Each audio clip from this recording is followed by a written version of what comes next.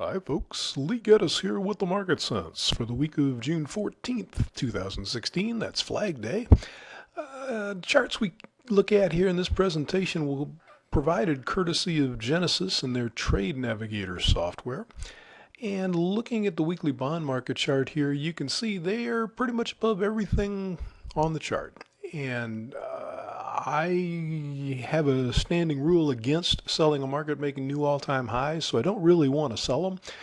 But it wouldn't surprise me if they kind of run out of gas here. We were looking at support possibly, well, heck, this upper moving average here is around 166.16. That's not even support, really. Really, the support's down here at 165.04, the middle moving average, and you can see they're just sprung clearly above all of that.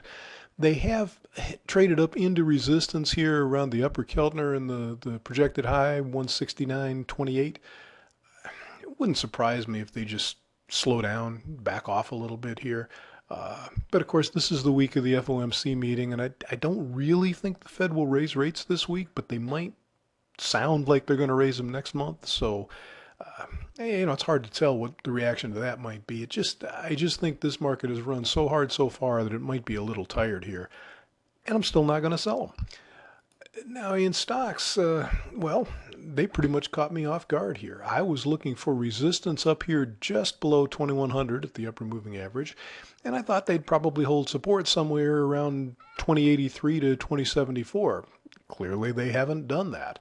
They broke down here. This is the 2061-62 area here at the lower moving average, and they're kind of threatening to break that, although they did bounce a bit on Tuesday.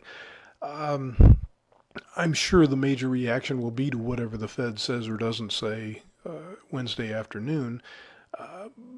I don't really think they're going down. I think we very well might see 2099 or 2100 this week. I still think they could bounce that high. But boy, they sure are showing signs that they might want to break. And if they break, we've got the middle Keltner channel here around 2030, which seems like a reasonable target were they to break down. And you can see if they get that far, they're really not breaking anything. It's not even taking out the previous swing low. So they have a lot of room to run without it being a big problem. Heck, if you look at the whole move up here, 50% is down below 2,000 here, so there's plenty of room for them to drop off without necessarily being negative. And even if they break further, they may have trouble getting to this Keltner channel. I'm going to show you a monthly chart here, and you can see right here in the monthly, this confluence of the moving average and the projected low is like 2039, 2034, and then the Keltner on the weekly is 2030, so there's still quite a bit of support below the market. But again, let the Fed throw a surprise at them, and who knows. So that's what we've got for you today. I hope you can find something profitable to